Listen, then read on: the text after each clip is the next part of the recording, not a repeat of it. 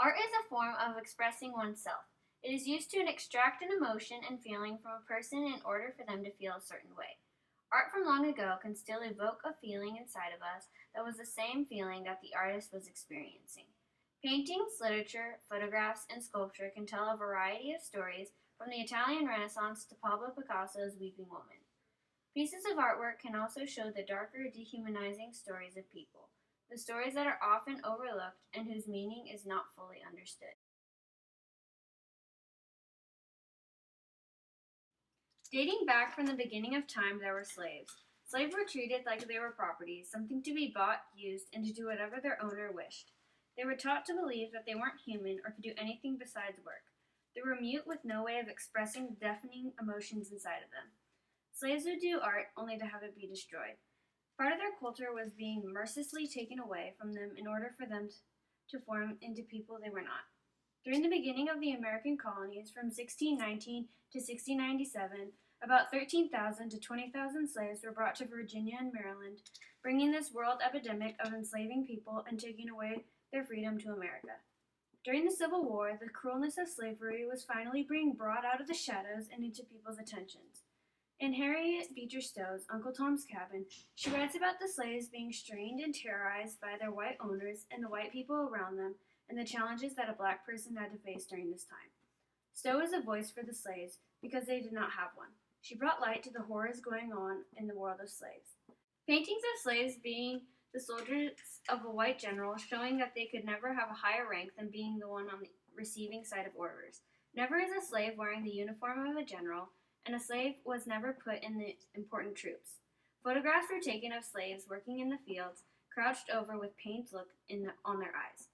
These photographs were degrading on the slaves' part, and the men who took these photographs just mocked them. Posters and signs would promote the selling of slaves, hung all throughout towns and cities. These posters put prices on slaves and portrayed them as mere property to own and for their buyers to boast about owning a slave to their neighbors. Many of these posters would criticize slaves on how much they were worth based on their age and strength. Slaves that were old and tired out would be for cheap prices, but young slaves, especially young men from the ages of 12 to 20, were sold for the greatest amount of money, but as soon as they grew old themselves, the young slaves would be cast out as if they were less than nothing. Imagine how it would feel to be scrutinized and evaluated by your looks, and then given the price of your worth from people who think of you as nothing but someone to do their tedious work. It was even more excruciating for the slaves because they could not say anything about it. Instead, the slaves had to stand in front of men who would talk about them in degrading ways and just stand as if they did not hear a thing. All of these different types of art during these times are a constant reminder of misery to those who were a part of this tragedy. These pieces of artwork are displayed in museums and galleries to celebrate how much we have gotten past.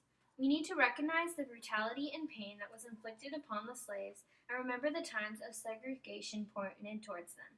Though there are some people who feel discriminated by these displays and want to leave the past in the past.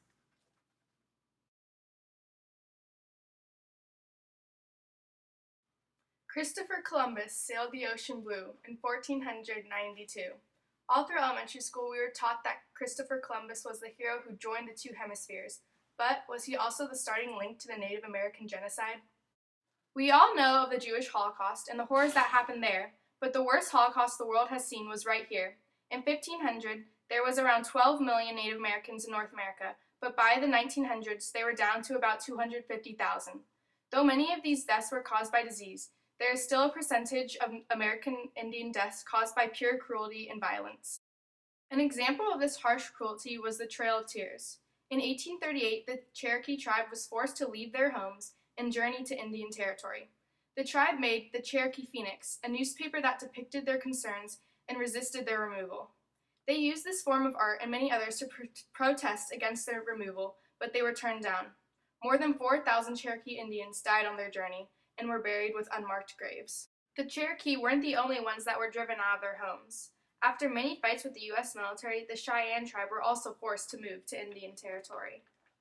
The Cheyenne made an attempt to return home, but didn't make it far because the U.S. military gunned them down, leaving very minimal people left. Today, the Cheyenne have over 20,000 people and still use the same language and unique lifestyle that they used hundreds of years before. Today, most Americans have accepted the fact that most Native tribes have completely disappeared, but some people have taken a stand to spread light on this incident. Kirkpatrick Sale is an author who wrote the novel The Conquest of Paradise, which explains the invasion of the Europeans on the Native American land. Donald Ryer directed The Trail of Tears, a Cherokee legacy, which showed the horrific journey the Indians took while being driven out of their homes. A native himself, Edward S. Curtis, captures pictures to recreate the peak of Native American life in a project he calls The Vanishing Race. Plus, many pieces of art hang in museums worldwide. Not only artists are using art to rally against the Indian genocide. Every year on Columbus Day, people of all races protest against the celebration. They use Native dancing, music, and costumes to show the life of the culture that has been greatly diminished.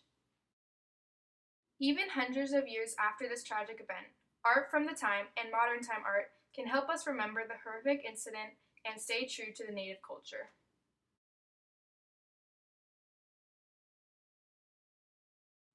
In works of literature like Sue Monk Kidd's The Secret Life of Bees and Elie Wiesel's Night, segregation and dehumanization are presented throughout their novels. The Jewish Holocaust and the time before the civil rights movement of 1960s that were presented in these two novels are tragic events in our world's history where one race or religion are discriminated against just for being who they are. But these instances are just two of the millions of examples in history. From the well-known African American slavery in the United States to the lesser-known Native American genocide, society has made huge mistakes in how we treat one another, but all these events and the art that helps us remember them show how the world continues to move forward and learn from our mistakes.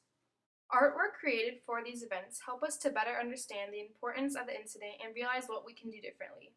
Even though tragic occasions have happened all over the world, art unites us as a whole and can teach us each other's faults. From Egyptian hieroglyphics to photos on Instagram, art has linked society.